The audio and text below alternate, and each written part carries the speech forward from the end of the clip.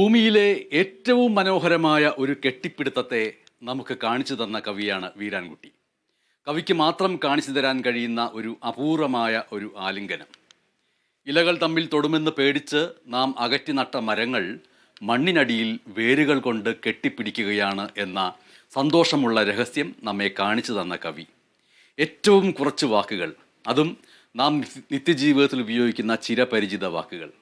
പുറമേക്ക് ഈണമില്ല, താളമില്ല, ഈരടികളുടെ ചിട്ടവട്ടങ്ങളില്ല. എന്നിട്ടും വീരാൻകുട്ടിയുടെ കവിതകളിൽ നാം കവിതയുടെ അനുഭൂതിയും ഒരു ആന്തരിക സംഗീതവും ഒരു സൂക്ഷ്മശ്രുതിയായിട്ട് അറിഞ്ഞുകൊണ്ടേയിരിക്കുന്നു.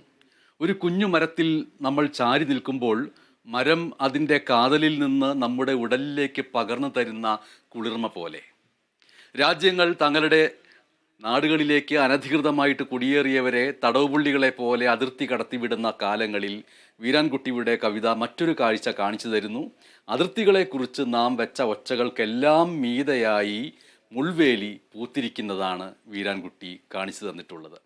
ഒരു പക്ഷേ കണ്ടുമടുത്ത ജീവിത കാഴ്ചകളിൽ നിന്ന് മനസ്സ് മാറ്റാൻ നാം ഊട്ടിയിലേക്കോ കൊടൈക്കനാലിലേക്കോ വാഗമണിലേക്കോ ഒക്കെ പോകുന്നത് പോലെ കവിതയിൽ നമുക്ക് പോകാൻ കഴിയുന്ന അനുഭൂതിയുടെ ലാൻഡ്സ്കേപ്പുകളാണ് വീരാൻകുട്ടിയുടെ കവിതകൾ.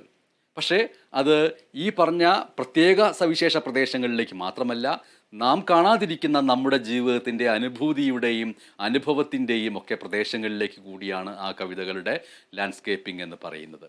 വീരാൻകുട്ടിയുടെ പുതിയ കവിതാ സമാഹാരമായ ഇപ്പോൾ ഇല്ലാത്ത ഭാഷയിൽ എന്ന പുസ്തകമാണ് ഇന്ന് പുസ്തക പൂമുഖം പരിചയപ്പെടുത്തുന്നത്. ഒപ്പം കവിയും തത്സമയം നമ്മോടൊപ്പം ചേരുന്നുണ്ട്. സ്വാഗതം ശ്രീ വീരാൻകുട്ടി. നമസ്കാരം. എന്തായാലും ഈ പുസ്തകത്തിലെ ഏറ്റവും പ്രധാനപ്പെട്ട കാര്യമെന്ന് പറയുന്നത് അതിൻ്റെ ശീർഷകം തന്നെയാണ്. ഈ ശീർഷകം സ്വയം ഒരു കവിതയായിട്ട് നമ്മുടെ മുന്നിൽ വർത്തിക്കുന്നു എന്ന് പറയാം. ആ ശീർഷകത്തിൻ്റെ ഏറ്റവും വലിയ പ്രത്യേകത അത് ഇപ്പോൾ നാം ഏതൊരു ഭാഷയിലാണോ നാം സംസാരിച്ചു കൊണ്ടിരിക്കുന്നത് ആ ഭാഷയെക്കുറിച്ചാണോ പറയുന്നത്. ഇപ്പോൾ ഇല്ലാത്ത ഭാഷയിൽ എന്ന് പറയുമ്പോൾ നാം നമ്മുടെ മാതൃഭാഷയുടെ അകത്ത് നിന്നുകൊണ്ട് തന്നെ ആ ഭാഷ ഇല്ലാതായി തീർന്നിരിക്കുന്നു, അതൊരു ചരിത്ര വസ്തുവോ ഒരു ആക്രിയോ ആയിട്ട് മാറിയിരിക്കുന്നു എന്ന് തോന്നിപ്പിക്കുന്ന, അതോ ലോകത്തുടനീളം ഇത്തരത്തിൽ ഇല്ലാതാക്കപ്പെടുന്ന ഭാഷകളെക്കുറിച്ചുള്ള ഉത്കണ്ഠകളെല്ലാം ഈ സമാഹാരത്തിലെ ശീർഷകമായി വന്നിട്ടുള്ള കവിതയിലുണ്ടോ? ഇപ്പോൾ ഇല്ലാത്ത ഭാഷയിൽ എന്ന് പറയുന്ന കവിത പ്രാഥമികമായിട്ട് അത് നമ്മുടെ മാതൃഭാഷയെ കുറിച്ചുള്ള കവിതയാണ്. ആ മാതൃഭാഷയുടെ പലതരത്തിലുള്ള സഞ്ചാരങ്ങളിൽ അത് നേരിടുന്ന വെല്ലുവിളികൾ, ഭാഷ നേരിടുന്ന പലതരത്തിലുള്ള ഇകഴ്ചകൾ, ഇതൊക്കെ നമ്മൾ കാണുന്നുണ്ട്. ഇതിൽ ആ പുസ്തകത്തിൻ്റെ ശീർഷകം തന്നെ നോക്കുക. അതിൽ ഇപ്പോൾ ഇല്ലാത്ത ഭാഷയിൽ എന്ന് നൽകുന്നു. ഒരു ന എന്ന അക്ഷരം ആയിട്ട് നമ്മൾക്ക് വായിക്കാൻ കഴിയുന്നുണ്ട്. അത് ഒരേ സമയം ന ആയിട്ട് മാറുന്നു, അതേ സമയത്ത് തന്നെ അത് ഒരു തൃശൂലത്തിൻ്റെ സൂചകമായിട്ട് വരുന്നു, അതിൽ നിന്ന് രക്തം വാർന്നൊലിക്കുന്നു എന്നൊക്കെ തോന്നിപ്പിക്കുന്ന രീതിയിലാണ് അതിലെ ശീർഷകം നമ്മുടെ മുന്നിലേക്ക് വരുന്നത്. പലപ്പോഴും എന്നെ സംബന്ധിച്ചിട്ട് എൻ്റെ കുട്ടിക്കാലത്തൊക്കെ എനിക്ക് തോന്നിയിട്ടുണ്ട്, ഇപ്പം ഭാഷയിലെ ആ എന്ന അക്ഷരം നമ്മളിങ്ങനെ ഒരു ചിത്രം പോലെ കാണുകയാണെങ്കിൽ അതൊരു ആന അതിൻ്റെ തുമ്പിക്കൈ വായിലേക്ക് ചുരുട്ടി വച്ചിരിക്കുന്നത് പോലെയുള്ളൊരു തോന്നലാണ് ആ എന്ന അക്ഷരം. എന്നാൽ ആ എന്ന അക്ഷരത്തെ ദീർഘമായിട്ട് ആ എന്ന അക്ഷരത്തെ കാണുമ്പോൾ ആ ചുരുട്ടി വച്ചിരിക്കുന്ന തുമ്പിക്കൈ താഴേക്ക് അഴിച്ചിട്ട് നിൽക്കുന്ന ഒരു ആനയായിട്ട് തോന്നുന്നു. അവിടെ തീരുന്നു നമ്മൾ ഭാഷയും ഭാഷയ്ക്കകത്തുള്ള ഒരു ചിത്രപ്രവർത്തനവും എന്നുള്ള കൗതുകം. പക്ഷേ വീരാൻകുട്ടിയുടെ ഈ പുസ്തകത്തിലെ ഇപ്പോൾ ഇല്ലാത്ത ഭാഷയിൽ എന്ന് പറയുന്ന ആ സമാഹാരത്തിലെ ഈ കവിത തന്നെ അത്തരത്തിൽ നമ്മുടെ ഭാഷ ഒരു കാലഹരണപ്പെടലിൻ്റെ ഇടത്തിലേക്കും ഒരു ആക്രി എന്ന അനുഭവത്തിലേക്കും ചരിത്രത്തിൻ്റെ പൊടിയിലേക്കും ചെന്ന് ചേരുമ്പോൾ ആ ഭാഷയെ കണ്ടെത്താൻ വേണ്ടി ചെന്ന് ചേരുന്ന ഒരാൾ ഓരോ അക്ഷരവും അതിൻ്റെ ചിത്രരൂപം കൊണ്ട് ഏത് രീതിയിലാണ് നമ്മുടെ ഇക്കാലത്തെയും എക്കാലത്തെയും ഭാഷാ ചരിത്രത്തിൻ്റെയും അനുഭവ ചരിത്രത്തിൻ്റെയും ഒക്കെ കഥ നമ്മോട് പറയുന്നത് എന്ന് തോന്നിപ്പിക്കുന്നതാണ്. എനിക്ക് തോന്നുന്നു ആ കവിത ഈ നിമിഷം പ്രേക്ഷകർക്കായിട്ട് വായിക്കുകയാണെങ്കിൽ നമ്മൾ തമ്മിലുള്ള സംഭാഷണം പ്രേക്ഷകരുടെ കൂടി സംഭാഷണമായിട്ട് മാറാനുള്ള ഒരു എളുപ്പ വഴിയായിട്ട് മാറിയേക്കും വീരാൻകുട്ടി. ഇപ്പോൾ ഇല്ലാത്ത ഭാഷയിൽ, ഉപേക്ഷിക്കപ്പെട്ട ഭാഷയുടെ ആക്രിക്കടയിൽ വരും കാലത്തൊരാൾ ചെല്ലാനിട വന്നാൽ അക്ഷരങ്ങളുടെ ചളുങ്ങിയ രൂപങ്ങളെ എങ്ങനെയാവും ഓർത്തെടുക്കുക? എത്ര രഹസ്യമുറികൾ തുറന്ന ചാവി എന്ന് എയുടെ മുന്നിൽ അയാൾ അന്തിച്ചു നിൽക്കുമോ? ഓ എന്ന ഒറ്റച്ചക്ര വണ്ടി ഓടിച്ച് കുട്ടിക്കാലത്തേക്ക് കുതിക്കുമോ? കായുടെ ചളുക്ക് നിവർത്തി കിളിക്കൂടിന് വാതിലാക്കുമോ? ആനയായിട്ടേ കാണൂ, എഴുത്തച്ഛന്റെ പടക്കളത്തിൽ വാലും ചുട്ടുവെച്ച് അത് കിടക്കുന്നു. അളമുട്ടിയ പാമ്പിൻ ശൗര്യം ഇഴയാൻ മനസ്സില്ലാത്തതിനാൽ ഞണ്ടാകാനുള്ള ശ്രമം പാതിയിൽ ഉപേക്ഷിച്ചാറ്. കേടായ കലപ്പ ഉഴുതുമറിച്ച ലോകങ്ങളെ അത് ഓർമ്മിപ്പിച്ചേക്കും. ഇത്രയും കാലുകൾ വെച്ച് എങ്ങനെ നടക്കുന്നു എന്ന ചോദ്യത്തിൽ യാത്ര നിലച്ചുപോയ തേരട്ട. പ്രണയികളുടെ കട്ടിൽ, ഹാ ശവമഞ്ചം. തേർച്ചക്രം കയറി ഉടൽ രണ്ടായി മുറിഞ്ഞ ഞാഞ്ഞൂൽ തന്നെ ഓട്ട. ആത്മാവിരിക്കുന്നത് ഏതുടലിലെന്ന സന്ദേഹത്തിൽ അതിപ്പോഴും പിടയുകയാവണം. ആരെഴുന്നള്ളിയ മഞ്ചലാണ് ഏറ്റിയവരുടെ മുതുകിലെ പാട് ആ കഥ പറയും. ഒറ്റ ചുറ്റു മാത്രമുള്ള സ്പ്രിംഗ് ആണ് അതിൽ അനാദിയായ കാലം ആന്തോളനം ചെയ്യുന്നു. അടർന്നുപോയ ശൂലമുന രക്തക്കറ പോലെ എന്തോ ഒന്ന് വിളുമ്പിൽ മായാതെ കിടക്കുന്നു. ടൈലറിംഗ് മെഷീന് മുന്നിൽ തലകുനിച്ചിരുന്ന് തയ്ക്കുന്ന പെൺകുട്ടിയെ ഓർമ്മ വരും ഈയെ കാണുമ്പോൾ. സൂചി തിരയുന്ന കഥയിലെ അമ്മുമ്മ, കളർ പെൻസിലില്ലാത്ത കുട്ടിയുടെ മഴവില്ല്, ഏതോ യാത്രികരെ കാത്തിരിക്കുന്ന തണ്ണിമത്തൻ, ലോകത്തിനെതിരെ നിസ്സംഗം കണ്ണടച്ചിരിക്കുന്ന ധ്യാനഗുരു. അവയെ എടുത്ത് നെഞ്ചോട് ചേർത്ത് പണ്ട് പണ്ടിവിടം പാൽക്കുഴമ്പ് പോലൊരു ഭാഷയുണ്ടായിരുന്നെന്നും അതിന് കുനുകുനുങ്ങനെയുള്ള അക്ഷരങ്ങളായിരുന്നെന്നും വിശ്വസിപ്പിക്കാനാകുമോ സൂക്ഷിപ്പുകാരൻ വിറയാർന്ന ചുണ്ടനക്കുന്നത്? ഉള്ളിൽ തിളക്കുന്നുണ്ടാവണം അയാൾക്ക് ഇപ്പോൾ ഇല്ലാത്ത ഭാഷയിൽ അത് പറയാനാവാത്തതിന്റെ അവസാനിക്കാത്ത പിമ്മിട്ടം. ഉള്ളിൽ തിളക്കുന്നുണ്ടാവണം അയാൾക്ക് ഇപ്പോൾ ഇല്ലാത്ത ഭാഷയിൽ അത് പറയാനാവാത്തതിന്റെ അവസാനിക്കാത്ത പിമ്മിട്ടം. ഇതിൽ ഉപേക്ഷിക്കപ്പെട്ട ഭാഷയുടെ ആക്രിക്കടയിൽ വരുംകാലത്ത് ഒരാൾ ചെല്ലുന്നു, ഓരോരോ അക്ഷരങ്ങളെയും നിരീക്ഷിക്കുന്നു, അതിൽ നിന്ന് എന്താണ് നമ്മൾക്ക് തിരിച്ചെടുക്കാൻ കഴിയുക എന്ന് അന്വേഷിക്കുന്നതാണല്ലോ പ്രാഥമികമായിട്ടും ഈ ഒരു കവിതയുടെ സ്വരൂപം എന്ന് പറയുന്നത്. അപ്പോൾ വരുംകാലം എന്ന് പറയുന്നത് ഒരു ദീർഘകാല വരുംകാലമല്ല, ഒരു സമീപകാല വരുംകാലമാണ് എന്നുള്ള ഉത്കണ്ഠ അത് ഭാഷയുടെ കാര്യത്തിൽ മാത്രമല്ല, പ്രകൃതിയുടെ കാര്യത്തിൽ, മണ്ണിൻ്റെ കാര്യത്തിൽ, വീരാൻകുട്ടിയുടെ മിക്കവാറും എല്ലാ കവിതകളിലുമുള്ള അതിസൂക്ഷ്മങ്ങളായിട്ടുള്ള പ്രാണികുലത്തിൻ്റെയും ജീവികുലത്തിൻ്റെയും പക്ഷികുലത്തിൻ്റെയും ഒക്കെ ഒരു ദീർഘകാല വരുംകാലമല്ല, അത് സമീപകാല വരുംകാലമാണ് എന്നുള്ളൊരു ഉത്കണ്ഠയാണ് വീരാൻകുട്ടിയുടെ എല്ലാ കവിതകളിലും ഉള്ളത്. ആ ഉത്കണ്ഠ ഈ സമാഹാരത്തിലും മറ്റൊരു രീതിയിൽ തുടരുന്നുണ്ടോ? തീർച്ചയായിട്ടും അത് ലോകത്ത് ഹിംസ വളരെ വർദ്ധിച്ചിരിക്കുന്നു എന്നാണ് എൻ്റെ ഒരു തോന്നൽ. പലതരത്തിലുള്ള ഹിംസകൾ, മനുഷ്യരെ കൊല്ലുന്നത് മാത്രമല്ല, അത് പ്രകൃതിയുടെ മേലുള്ള ഹിംസയായാലും ഭാഷയുടെ മേലുള്ള ഹിംസയായാലും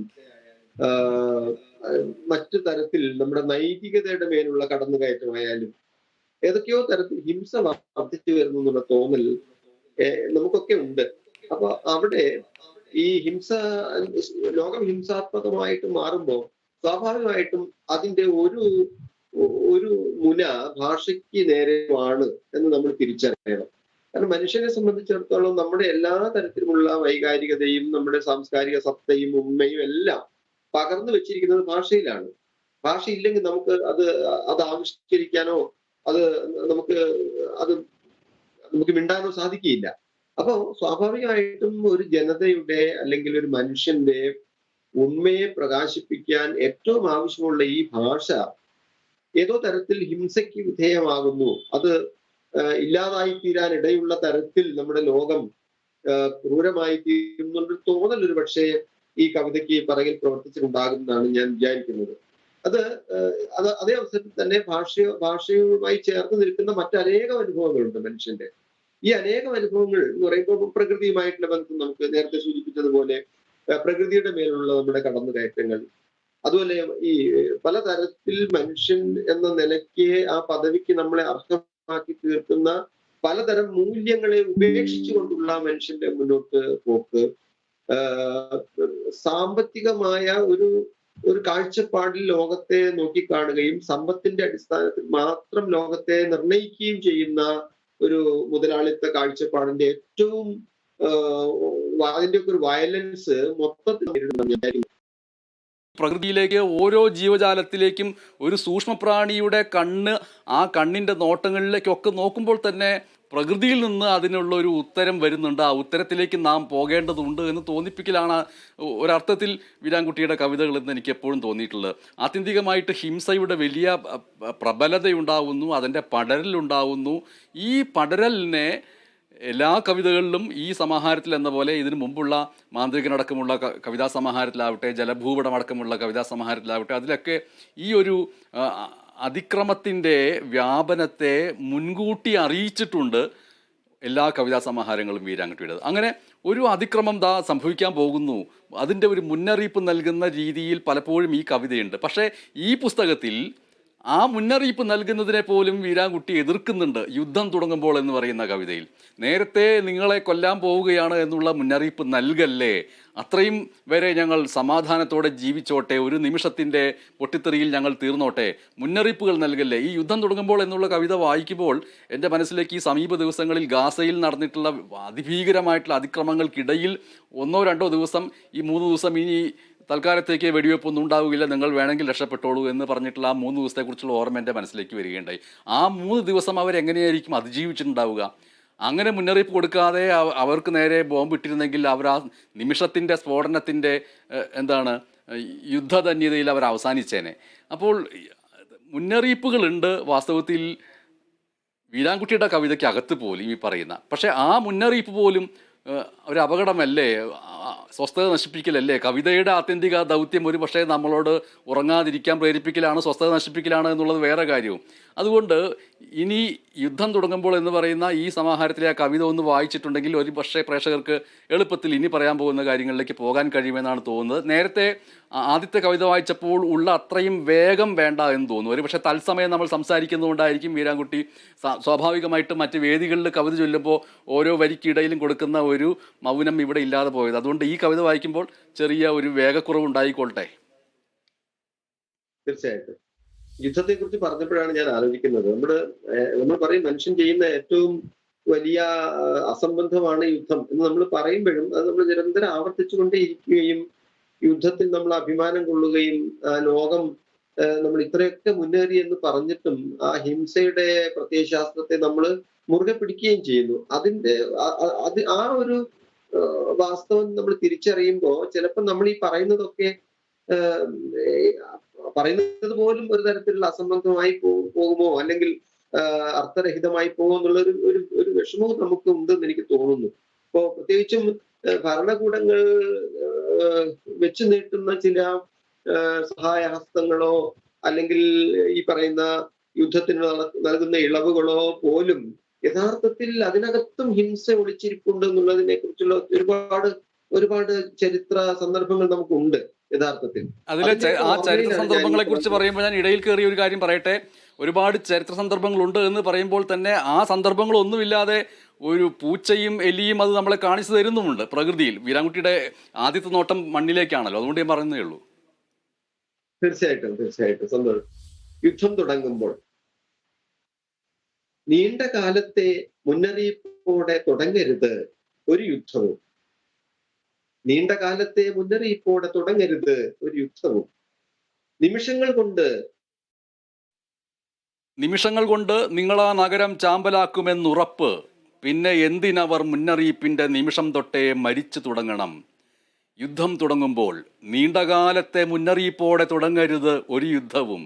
നിമിഷങ്ങൾ കൊണ്ട് നിങ്ങളാ നഗരം ചാമ്പലാക്കുമെന്നുറപ്പ്. പിന്നെ എന്തിനവർ മുന്നറിയിപ്പിന്റെ നിമിഷം തൊട്ടേ മരിച്ചു തുടങ്ങണം. ഒന്നുമറിയാത്ത കുഞ്ഞുങ്ങൾ ഒളിച്ചുകളിയിലെ കൂട്ടുകാരനെ കണ്ടെത്തട്ടെ. അമ്മ അയയിൽ നിന്ന് ഉണക്കാനിട്ട തുണിയെടുക്കുന്നത് സാവകാശം മതി. എരിവ് നെറുകയിൽ കയറിയ പെൺകുട്ടിക്ക് മതിവരുവോളം ചുമക്കേണ്ടതുണ്ട്. നീണ്ടകാലത്തെ മുന്നറിയിപ്പോടെ തുടങ്ങരുത് ഒരു യുദ്ധവും. നിമിഷങ്ങൾ കൊണ്ട് നിങ്ങൾ ആ നഗരം ചാമ്പലാക്കുമെന്നുറപ്പ്. പിന്നെ എന്തിന് അവർ മുന്നറിയിപ്പിന്റെ നിമിഷം തൊട്ടേ മരിച്ചു തുടങ്ങണം. ഒന്നുമറിയാത്ത കുഞ്ഞുങ്ങൾ ഒളിച്ചുകളിയിലെ കൂട്ടുകാരനെ കണ്ടെത്തട്ടെ. അമ്മ അയയിൽ നിന്ന് ഉണക്കാനിട്ട തുണിയെടുക്കുന്നത് സാവകാശം മതി. എരിവ് നെറുകയിൽ കയറിയ പെൺകുട്ടിക്ക് മതിവരുവോളം ചുമക്കേണ്ടതുണ്ട്. ചെറുപ്പക്കാരൻ കാലത്ത് ഉണരാനുള്ള അലാറം വെച്ച് സ്വപ്നത്തോടൊപ്പം ഉറങ്ങാൻ പോകട്ടെ. ബോംബർ വിമാനങ്ങൾക്ക് മുമ്പുള്ള തെളിഞ്ഞ ആകാശം പക്ഷികളുടെ ഉടമസ്ഥതയിൽ തന്നെ തുടരുന്നതാണ് ഭംഗി. ആർക്കും ഒരു തിരക്കുമില്ല. ഇനി എത്രയെന്നറിയാത്ത നിമിഷങ്ങളെ ലോകാവസാനത്തോളം ദൈർഘ്യമുള്ളതെന്ന് തോന്നിപ്പിച്ച് അവർ തുടരട്ടെ. ഇല്ലാതാക്കാനുള്ള നിങ്ങളുടെ ഇച്ഛയ്ക്ക് നേരെ കണ്ണിറുക്കി. ആർക്കും ഒരു തിരക്കുമില്ല. ഇനി എത്രയെന്നറിയാത്ത നിമിഷങ്ങളെ ലോകാവസാനത്തോളം ദൈർഘ്യമുള്ളതെന്ന് തോന്നിപ്പിച്ച് അവർ തുടരട്ടെ. ഇല്ലാതാക്കാനുള്ള നിങ്ങളുടെ ഇച്ഛയ്ക്ക് നേരെ കണ്ണിറുക്കി.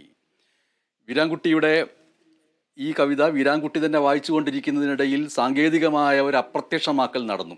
അത് വാസ്തവത്തിൽ എനിക്ക് ഓർമ്മ വരുന്നത് പരിസ്ഥിതിയുമായി ബന്ധപ്പെട്ട അത്രമേൽ സ്നേഹനിർഭരവും ആത്മനിർഭരവുമായിട്ടുള്ള കവിത എഴുതിയതിൻ്റെ പേരിൽ വീരാൻകുട്ടിയുടെ മൺവീറ് എന്ന കവിതാ പുസ്തകം കത്തിച്ച് പ്രതിഷേധിച്ചിട്ടുള്ള വലിയ ഫാസിസ്റ്റ് നടപടികൾ ഉണ്ടായിട്ടുള്ള ഒരു കാലഘട്ടമാണ്. ഒരുപക്ഷെ സാങ്കേതികത, ആർട്ടിഫിഷ്യൽ ഇൻ്റലിജൻസിൻ്റെ ഒരു കാലഘട്ടത്തിൽ നമ്മൾ പ്രകൃതിയെക്കുറിച്ച് ഒരു കവിത എഴുതിയാൽ ഈ ആർട്ടിഫിഷ്യൽ ഇൻ്റലിജൻസിൻ്റെ ഉടമകൾ കൂടിയായ സാങ്കേതികതയുടെ വക്താക്കൾ തത്സമയം ലൈവിൽ വീരാൻകുട്ടി എന്ന കവിയെ തന്നെ അപ്രത്യക്ഷനാക്കുമെന്ന് ഞാനതിനെ ഒരു കവിതാപരമായിട്ടും പറഞ്ഞു എന്നേ ഉള്ളൂ.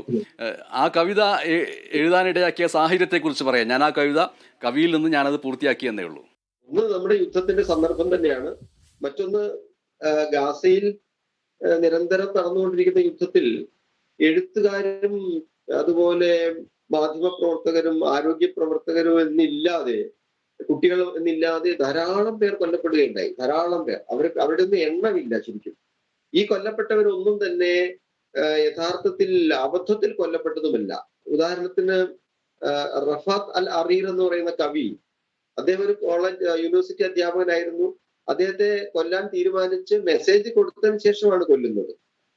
ശ്രീ വീരാൻകുട്ടി, താങ്കളുടെ എഴുത്തിൻ്റെ എല്ലാ കാലങ്ങളിലും ഒരിക്കലും ഒരു വായനക്കാരനും മനസ്സിലാക്കാൻ കഴിയാത്ത ഗഹന പദങ്ങൾ അല്ലെങ്കിൽ പ്രൗഢിയേറിയ പദങ്ങൾ, അർത്ഥം നിഘണ്ടു നോക്കിയാൽ മാത്രമേ മനസ്സിലാകൂ എന്ന് തോന്നിപ്പിക്കുന്ന പദങ്ങളൊന്നും ഇല്ലാതെ എഴുതി തുടങ്ങുകയും ആ എഴുത്തിൻ്റെ രീതിയിൽ തുടരുകയും ചെയ്തിട്ടുള്ള എഴുത്തുകാരനാണ് താങ്കൾ എന്ന് പറയുന്നത്. അത് നേരിട്ട് ഇങ്ങനെ പറയുന്നതിന് പകരം താങ്കൾ തന്നെ ഒരു കവിതയിൽ സൂചിപ്പിച്ചിട്ടുണ്ട്, പൂമ്പാറ്റ എന്ന് പറഞ്ഞു തുടങ്ങുന്ന കുട്ടിയോട് സംസ്കൃത രൂപത്തിലുള്ള ചിത്രശലഭം എന്ന് പറയാൻ പഠിപ്പിക്കുന്നതും കുട്ടി ചിത്രശലഭം എന്ന് പറയാൻ പ്രയാസപ്പെടുന്നതും അവസാനം ശരി പൂമ്പാറ്റ എന്ന് പറയുന്നത് അതിനെ വീട്ടിൽ വിളിക്കുന്ന ഓമനപ്പേരാണ്, ചിത്രശലഭം ഞാൻ പറഞ്ഞോളാം എന്ന് പറയുന്ന രീതിയിലൊരു കവിതയുണ്ട് എന്നാണ് ഞാൻ മനസ്സിലാക്കുന്നത്. ഇത് വീരാൻകുട്ടിയുടെ കാവ്യഭാഷയുടെ ഒരു പൊതു ആദർശമായിട്ട് വരുന്നുണ്ടോ? അങ്ങനെ അതിന് തിരിച്ച് മനസ്സിലാക്കിയിട്ടുണ്ടോ? അത് മാത്രമല്ല കവിതയ്ക്ക് സവിശേഷമായ ഒരു ഭാഷയുണ്ട് എന്നൊരു തോന്നൽ അക്കാലം സൃഷ്ടിച്ചിരുന്നു. അത് ഏറെക്കുറെ നമ്മൾ തെരഞ്ഞു പോയി കണ്ടുപിടിക്കേണ്ട തരത്തിൽ ഉള്ള വാക്കുകളൊക്കെ നമ്മൾ അക്കാലത്തുള്ള കവിതകൾ കാണുന്നുണ്ട്. അത് ഒരു ദോഷമായിട്ട് പറയല്ല, അന്നത്തെ കവിതയുടെ രീതി അങ്ങനെയായിരുന്നു. പക്ഷേ എൻ്റെ ഒരു സങ്കല്പം എങ്ങനെയാണെന്ന് പറഞ്ഞാൽ, മികച്ച കവിതകളൊക്കെ നമ്മൾ വായിക്കും, ഏത് കാലത്ത് കവിത വായിക്കുമ്പോഴും അവിടെ ഭാഷ ഒരു തടസ്സമായി നിൽക്കാതെ ആശയത്തെ പുറത്തേക്ക് പോകാൻ അനുവദിക്കുന്ന തരത്തിലുള്ള ഒരു ഭാഷാ സമീപനമാണ് വലിയ കവികളൊക്കെ എടുത്തായിട്ട് നമ്മൾ കാണുന്നത്. ഏത് കവിയായാലും ഇപ്പം എഴുത്തച്ഛനെ പോലുള്ള കവികളെ പോലും നമ്മൾ വായിക്കുമ്പോൾ ആ കവികളും പിന്നെ കൊള്ളാഞ്ഞത് എന്തവൻ തന്നെ നീ കൊല്ലിക്ക് അത്രയും നിനക്ക് രസമിടോ എന്ന് പറയുന്നിടത്ത് വളരെ ലളിതമായ ഭാഷയാണ് ഉപയോഗിക്കുന്നത്. ഒരു ഗദ്യത്തിന് സമാനമായ ഭാഷയാണ് ഉപയോഗിക്കുന്നത്. അപ്പൊ അത്തരത്തില് എല്ലാ വലിയ കവികളും ലാളിത്യത്തെ പുൽകാൻ ശ്രമിക്കുന്നുണ്ട്. എന്നാൽ ചില സന്ദർഭങ്ങളിൽ അതല്ലാതെയും സംഭവിക്കുന്നുണ്ട്. എൻ്റെ ഒരു കാവ്യയുക്തി എന്ന് പറയുന്നത് വായനക്കാരന് ഭാഷയുടെ പ്രയാസം കൊണ്ട് അല്ലെങ്കിൽ ഭാഷ മനസ്സിലാക്കാനുള്ള ബുദ്ധിമുട്ട് കൊണ്ട് കവിത ഗ്രഹിക്കാൻ കഴിയാതെ പോകരുത്. ഭാഷ ഒരു തടസ്സമായിട്ട് കവിതയിൽ പ്രവർത്തിക്കരുത് എന്നുള്ള ഒരു വിശ്വാസമാണ് എനിക്കുള്ളത്. അതിനനുസരിച്ച് കവിതയെ ലളിതമാക്കാനുള്ള ഒരു ബോധപൂർവമായ ശ്രമം എൻ്റെ ഉള്ളിലുണ്ട്. മറ്റൊന്ന്, എനിക്ക് ചുറ്റും വാക്കുകൾ എടുക്കുന്നത്. എനിക്ക് ചുറ്റും നിന്നാണ് വാക്കെടുക്കുന്നത്. എൻ്റെ ജൈവികമായിട്ടുള്ള അന്തരീക്ഷത്തിൽ നിന്നാണ് വാക്കെടുക്കുന്നത്. അവിടെ മുഴുവൻ ഈ തരത്തിലുള്ള വാക്കുകളേ ഉള്ളൂ. ഇപ്പൊ ഞാൻ സംസാരിക്കുന്ന വീടായാലും എനിക്ക് ചുറ്റുമുള്ള സുഹൃത്തുക്കളായാലും എൻ്റെ ഉമ്മയായാലും അവരൊക്കെ സംസാരിക്കുന്ന ഒരു പദാവലിയുടെ ഒരു കൂട്ടമുണ്ട്. അതിൽ നിന്നാണ് ഞാൻ വാക്കെടുക്കുന്നത് സ്വാഭാവികമായിട്ടും. അതോടുകൂടി ആയിരിക്കണം ഈ കവിതയിൽ ഇങ്ങനെ ലളിതമായ വാക്കുകൾ വരുന്നു എന്ന് തോന്നുന്നത് ഞാൻ വിചാരിക്കുന്നു. ഇപ്പോൾ ഇല്ലാത്ത ഭാഷയിൽ എന്ന ഈ പുതിയ കവിതാ സമാഹാരത്തിലെ വളരെയധികം ശ്രദ്ധിക്കപ്പെടാൻ സാധ്യതയുള്ള കവിത നേരത്തെ ആനുകാലിക പ്രസിദ്ധീകരണങ്ങളിൽ പ്രസിദ്ധീകരിച്ചു വന്നപ്പോൾ തന്നെ ശ്രദ്ധിക്കപ്പെട്ടിട്ടുള്ള കവിതയായിട്ടുള്ള ആപ്പിളും ന്യൂട്ടണും ഒരു അസംബന്ധ കവിത എന്ന കവിതയായിരിക്കും. അതിൽ ഈ ആപ്പിളുമായി ബന്ധപ്പെട്ട, ന്യൂട്ടണുമായി ബന്ധപ്പെട്ട, ഗ്രാവിറ്റിയുമായിട്ട് ബന്ധപ്പെട്ട, ഭൂഗുരുത്വാകർഷണവുമായി ബന്ധപ്പെട്ട ഏതെങ്കിലും തരത്തിലൂടെ പോകാൻ കഴിയില്ല നമ്മുടെ സ്കൂൾ വിദ്യാർത്ഥികൾക്ക് എന്നത് ഉറപ്പാണ്. അതുകൊണ്ട് ഈ കവിതയിലേക്ക് എളുപ്പത്തിലുള്ളൊരു പ്രവേശകവുമുണ്ട്. പക്ഷേ ആ കവിതയുടെ തുടക്കത്തിൽ താങ്കൾ നൽകിയിരിക്കുന്ന ഉദ്ധരണി പലപ്പോഴും പലരും വായിച്ചിട്ടുണ്ടാവണമെന്നില്ല. Gravitation is not responsible for people falling in love. പ്രണയത്തിൽ വീഴുന്നതിന് ഭൂഗുരുത്വാകർഷണം ഉത്തരവാദിയല്ല.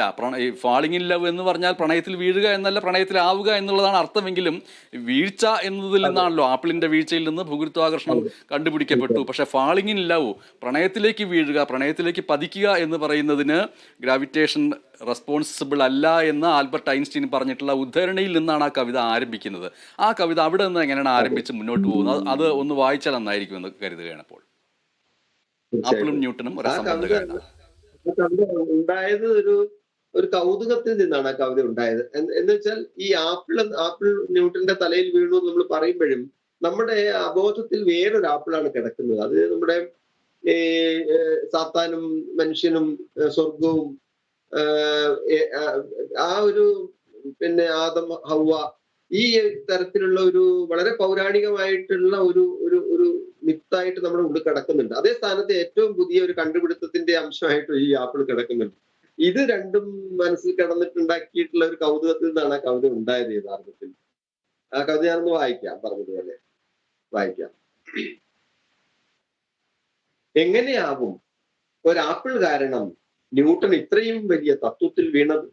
അത്ഭുതം തോന്നുന്നു. അതിൽ ആശ്ചര്യപ്പെടാനൊന്നുമില്ല. തലയിൽ വീണ ആപ്പിൾ എടുത്ത് മുകളിലേക്ക് നോക്കിയ ന്യൂട്ടൺ ആപ്പിൾ മരം കണ്ടില്ല. ആ പഴം പിന്നെ എവിടെ നിന്ന്? വിണ്ണിൽ നിന്ന് വീണതാവണം. ആപ്പിളിൽ പതിഞ്ഞ പല്ലടയാളമായിരുന്നു തെളിവ്. ഏദൻ തോട്ടം ഓർമ്മയിൽ വന്നു. സ്വർഗത്തിലെ ആദ്യ കമിതാക്കൾ കടിച്ച കനി. പ്രപഞ്ചത്തിലെ ഏറ്റവും വലിയ ആകർഷണ ബലത്തെ അതിജീവിച്ച് അനേകം പ്രകാശ വർഷങ്ങൾ താണ്ടി വന്ന ജ്ഞാനപ്പഴം.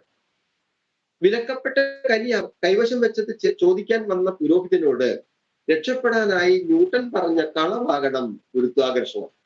വിലക്കപ്പെട്ട കനി കൈവശം വെച്ചത് ചോദിക്കാൻ വന്ന പുരോഹിതനോട് രക്ഷപ്പെടാനായി ന്യൂട്ടൺ പറഞ്ഞ കളവാകണം ഗുരുത്വാകർഷണം.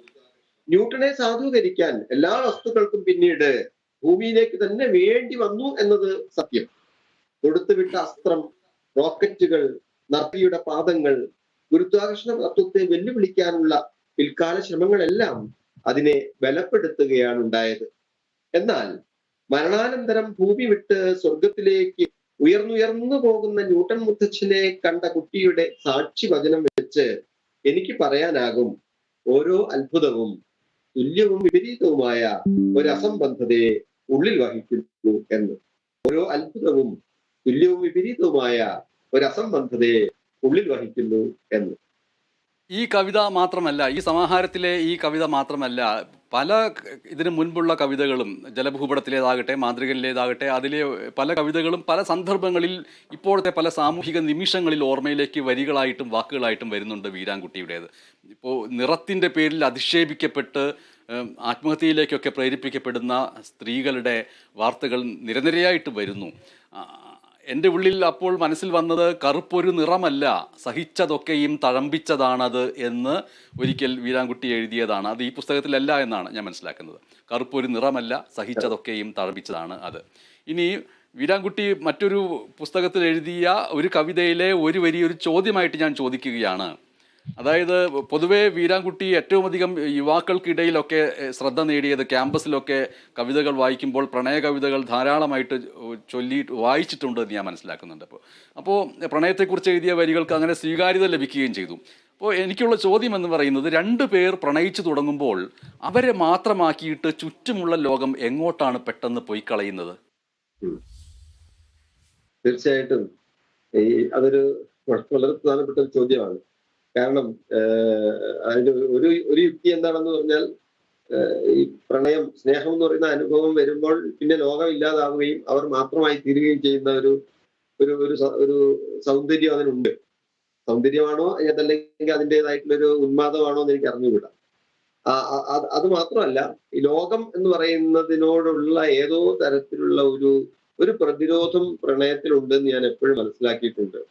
പ്രണയത്തിന്റെ ഒരു രാഷ്ട്രീയം പറയുമ്പോൾ അത് പ്രത്യേകിച്ചും പറയണമെന്ന് തോന്നുകയാണ്. കാരണം നമ്മൾ നേരത്തെ പറഞ്ഞ പോലെ ഈ ഹിംസയ്ക്കെതിരെയുള്ള ഒരു പ്രതിരോധം പ്രണയത്തിലുണ്ട്. അതുപോലെ നമ്മൾ ഉണ്ടാക്കിയിട്ടുള്ള പലതരത്തിലുള്ള സിസ്റ്റം, പലതരത്തിലുള്ള വ്യവസ്ഥകളുണ്ട്. ആ വ്യവസ്ഥകളോടുള്ള ഒരു കലഹം അതിനകത്തുണ്ട്. പിന്നെ നിരുപാധികമായിട്ട് മനുഷ്യൻ മനുഷ്യനെയും മനുഷ്യൻ ജീവജാലങ്ങളെയും ആലിംഗനം ചെയ്യുന്ന ഒരു ഒരു തരത്തിലുള്ള ഏറ്റവും നിഷ്കളങ്കമായിട്ടുള്ള ഒരു ഒരു ഉണ്മയുടെ പ്രകാശനവും അതിനകത്തുണ്ടെന്ന് ഞാൻ വിചാരിക്കുന്നു സ്നേഹത്തില്. അപ്പൊ അതിന്റെയൊക്കെ ഒരു ഒരു ഒരു ഒരു വരുന്നത് പ്രണയം വരുമ്പോ അതെ, അതുകൊണ്ട് കൂടിയാവാം ലോകം അവസാനിക്കാത്തത് എന്ന് മറ്റൊരു കവിതയിൽ വീരാൻകുട്ടി പറയുന്നുമുണ്ടല്ലോ. എന്നിട്ടും ദൈവം ലോകത്തെ അവസാനിപ്പിക്കാത്തത് എന്തുകൊണ്ടാവും എന്നുള്ള ചോദ്യം വീരാൻകുട്ടി ഒരു കവിതയിൽ മുന്നോട്ട് വെക്കുന്നുണ്ട്. ഉത്തരമായിട്ട് വീരാൻകുട്ടി തന്നെ പറഞ്ഞിട്ടുള്ളത്, ഭൂമിയുടെ ഏതെങ്കിലും ഒരു കോണിൽ പ്രണയിക്കുന്ന രണ്ടു പേർ ഇരുന്ന് സംസാരിക്കുന്നത് തീരാൻ കാത്തു നിൽക്കുകയാവും ദൈവം, പക്ഷെ അവസാനിക്കുമെന്ന് തോന്നുന്നില്ല ലോകം ഉടനെ ഒന്നും എന്ന് പറഞ്ഞുകൊണ്ടാണ് ആ കവിത തീരുന്നത്. നമ്മൾ തമ്മിലുള്ള ഈ സംഭാഷണവും അങ്ങനെ തന്നെ അവസാനിപ്പിക്കാമെന്ന് കരുതുന്നു. ഈ സമാഹാരത്തിൻ്റെ പ്രസിദ്ധീകരണം നടത്തിയിരിക്കുന്നത് DC ബുക്സ് ആണ്. ഇതിന് വില 150 രൂപയാണ്. ആ സമാഹാരത്തിൻ്റെ പേര് എഴുത്തുകാരൻ്റെ നാവിൽ നിന്ന് ഒന്നുകൂടി കേട്ടുകൊണ്ട് നമ്മൾക്ക് അവസാനിപ്പിക്കാം. ആ പേരൊന്ന് മാത്രം പറയുക ശ്രീ വീരാൻകുട്ടി, ഒരിക്കൽ കൂടി. പുസ്തകം ഇതാണ്, ഇപ്പോൾ ഇല്ലാത്ത ഭാഷയിൽ. ഇപ്പോൾ ഇല്ലാത്ത ഭാഷയിൽ. ആ ഭാഷയിൽ ഇനിയും വീരാൻകുട്ടിക്ക് ധാരാളം കവിതകൾ എഴുതാൻ കഴിയട്ടെ എന്ന് ആശംസിച്ചുകൊണ്ട് അവസാനിപ്പിക്കുന്നു. നന്ദി, നമസ്കാരം.